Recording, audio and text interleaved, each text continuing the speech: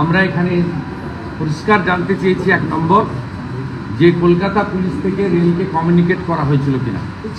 উনি এখানকার যিনি দায়িত্বে আছেন আরপিএফ মিস্টার রেনকে সিংকে ডেকেছিলেন, তিনি বলেছেন নো কমিউনিকেশন। তারপরে উনি জানতে চাইলেন জিআরপি লোকেরা অ্যাকশনে ছিল না কলকাতা পুলিশ ছিল।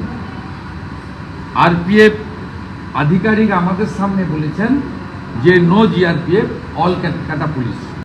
যে উনি পরিষ্কারভাবে ডিআরএম বলেছেন যে আমার রেলের প্রিমিসেস অর্থাৎ সেন্ট্রাল গভর্নমেন্টের প্রিমিসেসের মধ্যে কলকাতা পুলিশ এক ঢুকতে পারে না।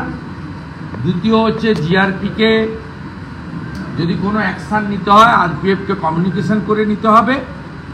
তিনি কাগজপত্র সার্চিং করে দেখে নিয়েছেন, নো কমিউনিকেশন। আমরা বলেছি যে কেন্দ্রীয় সরকারের কোনো প্রপার্টি সেখানে দাঁড়িয়ে শিক্ষকদের উপরে তাদের যৌক্তিক আন্দোলনের উপরে অত্যাচার করা যাবে না।